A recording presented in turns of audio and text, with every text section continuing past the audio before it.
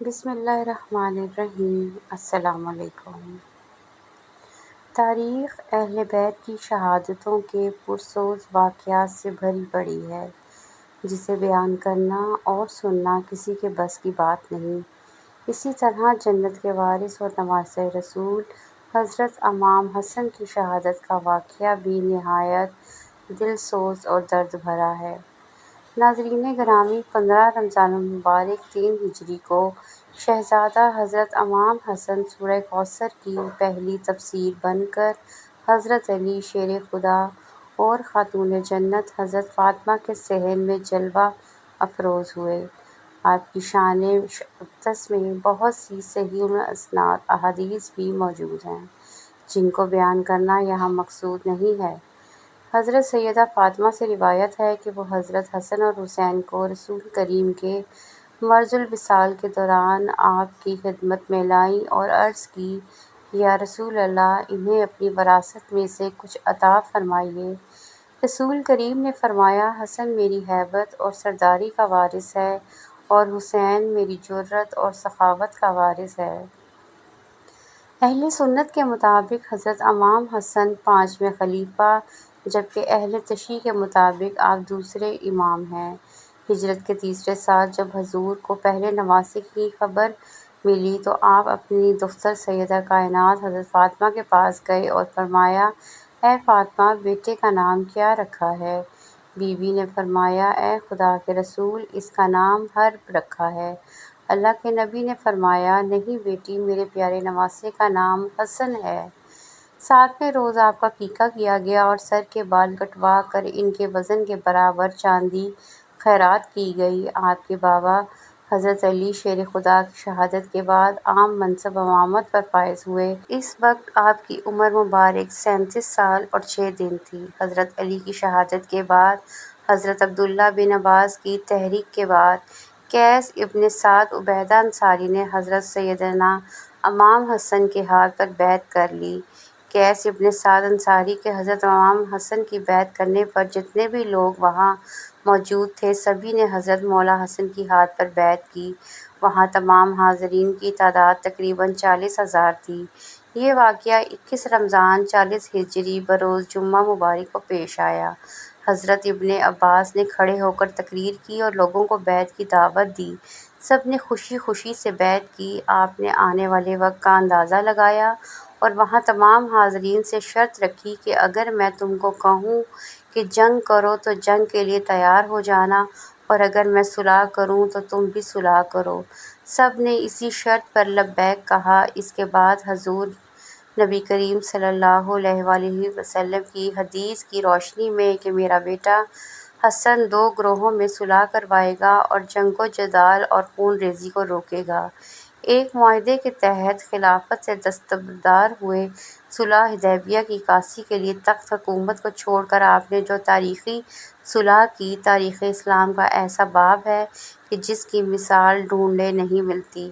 جگر گوشہ رسول حضرت امام حسن صلح کے بعد مدینہ منورہ میں تشریف لے آئے، لیکن پھر بھی آپ نے حق اور سچ کی تبلیغ جاری رکھی، جس کا نتیجہ یہ ہوا کہ دشمنان اہل بیت آپ کی جان کے دشمن ہو گئے۔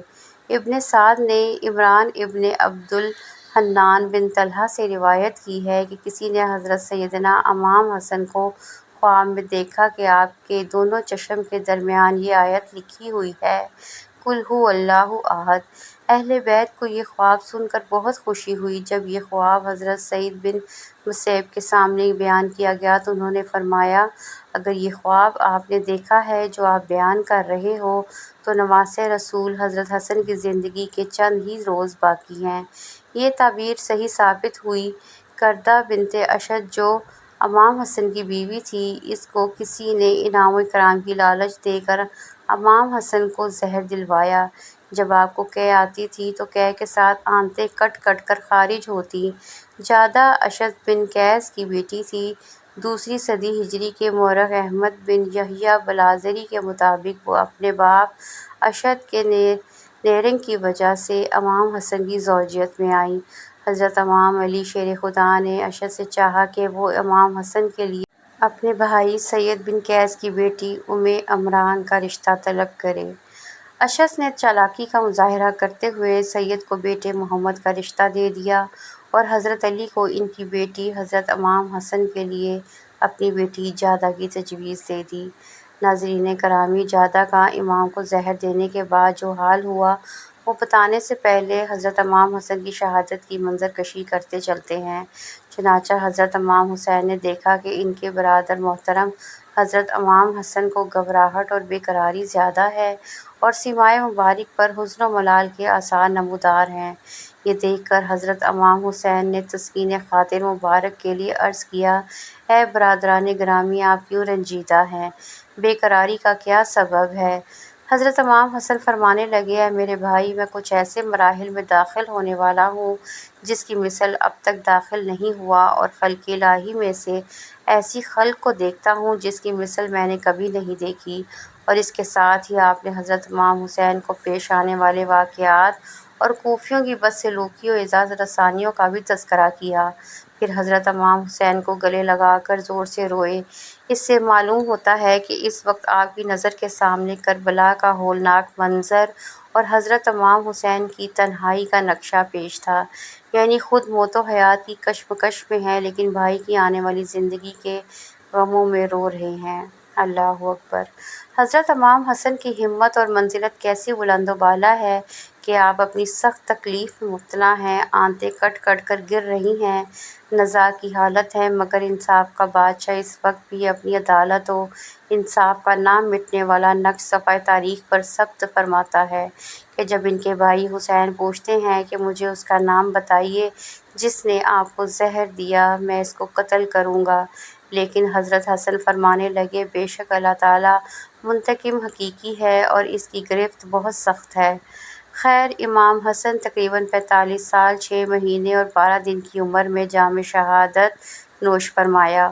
یہ بات تو سب پر عیاں اور ظاہر ہے کہ آپ کی بیوی جادہ بنت اشعث نے زہر دیا تھا، اور تمام محدثین نے اس کو بیان کیا ہے، لیکن اس بات پر اختلاف ہے کہ آپ کی بیوی نے آپ کو زہر کس کے کہنے پر اور کتنا انعام و اکرام بھی لالچ میں آ کر دیا۔